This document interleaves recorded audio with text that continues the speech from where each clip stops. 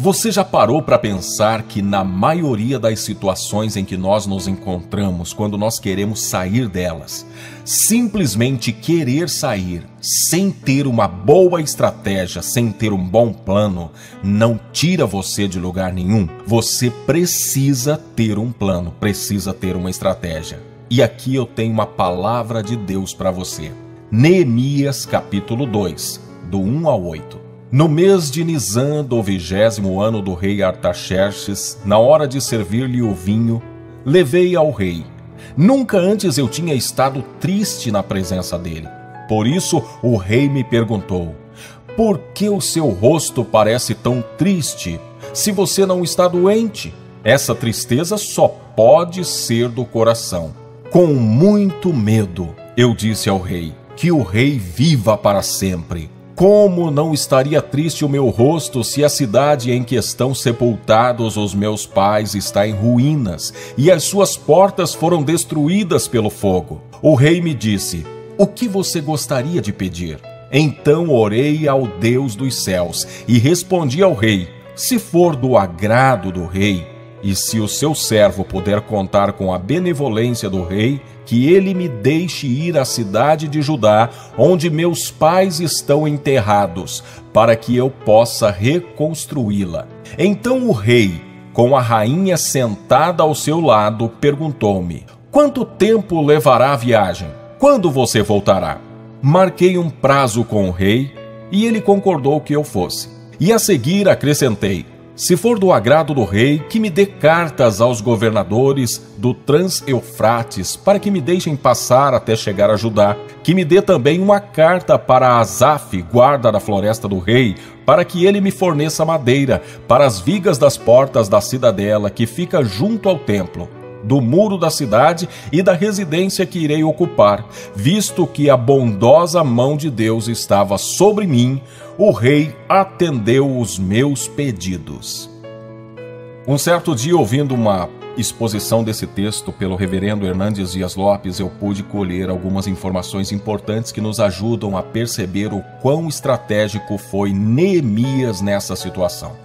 O cenário aqui é que Neemias está servindo como copeiro do rei.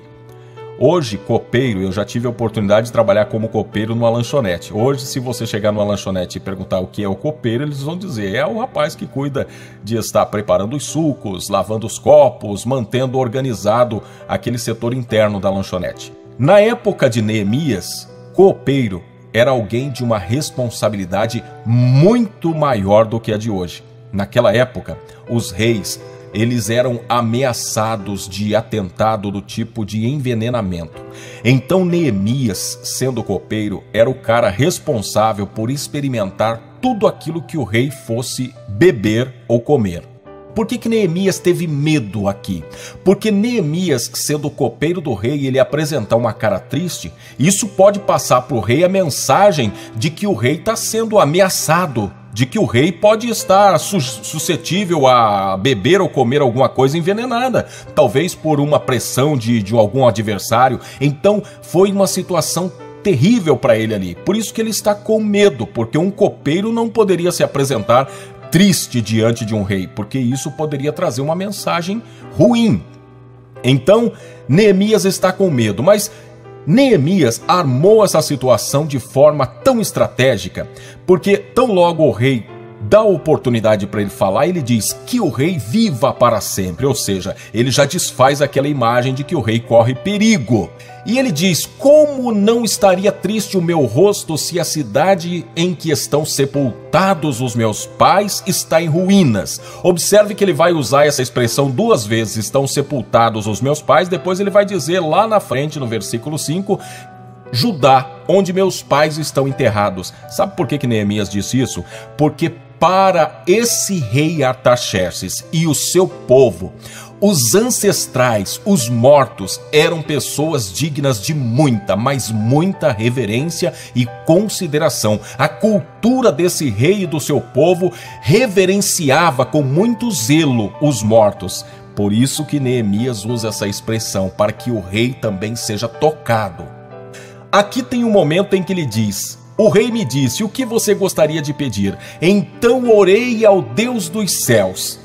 Neemias fez uma oração rápida, porque no meio da conversa ele diz: então orei ao rei dos céus e respondi ao rei.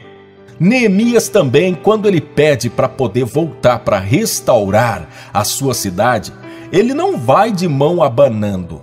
Ele vai pedir alguma coisa para o rei. E ele vai pedir no momento crucial, porque ele vai contar também com o olhar favorável da rainha.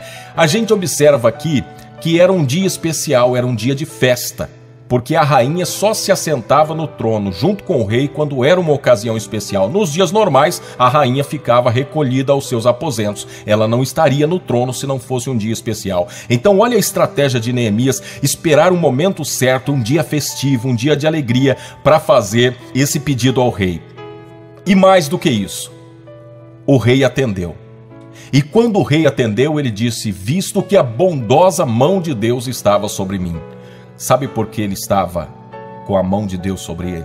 Quando ele fez aquela oração rápida, não foi a oração rápida de um servo desmanzelado.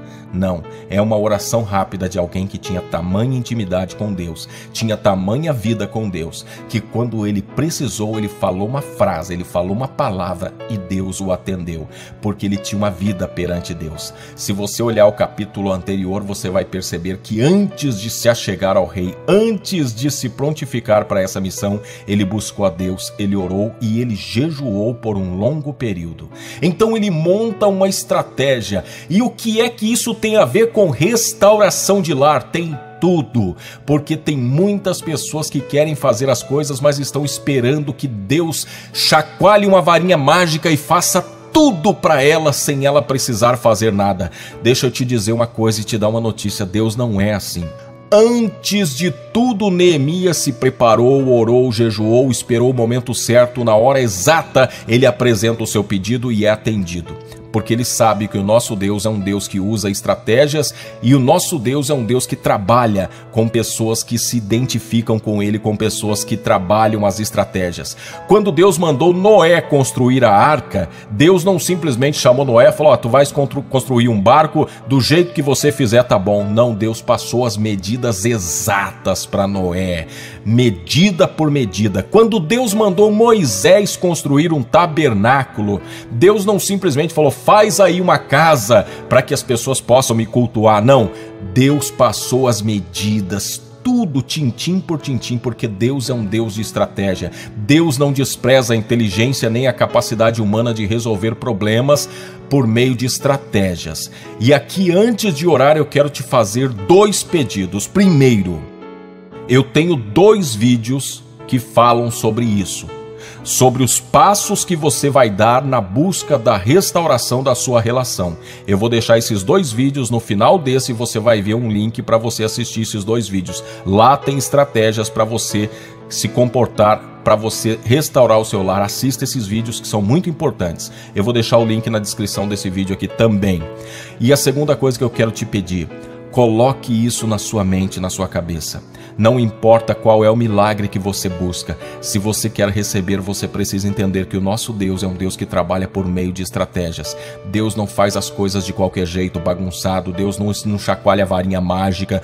Deus, ele trabalha numa parceria. Então você agora, no momento da oração, coloque-se diante de Deus pedindo: Senhor, dá-me a estratégia. Senhor, me ajuda a ser estratégico. Me ajuda a organizar os passos para que eu tenha o meu lar restaurado com a tua ajuda. Aquilo que é sobrenatural tu vais fazer, mas aquilo que eu posso fazer, eu quero fazer, porque eu sei que o Senhor foi quem me deu condições para fazê-lo. Deus bondoso de graça e misericórdia, eu apresento diante de ti todas as famílias que estão orando comigo agora, todas as pessoas, e peço, ó Pai, que o Senhor estenda a tua mão e que o Senhor dê a elas estratégias perfeitas para que elas, ao colocarem em ação, em prática, elas possam ver o seu lar sendo restaurado. Ó Deus, abre o entendimento, abre os olhos espirituais. Pai querido, capacita com força, com inteligência, com paciência cada pessoa para que ela possa executar o teu plano. Senhor, ajuda cada uma das pessoas que está me ouvindo agora. Visite-as com a tua bondade, com a tua boa mão, ó Pai. Que elas possam sentir o teu abraço, que elas possam sentir uma mão se estendendo para elas e que assim elas possam sentir firmeza para continuar lutando, caminhando, ir até o final em busca da restauração do seu lar. É o que eu te peço hoje, no nome santo de Jesus. Amém.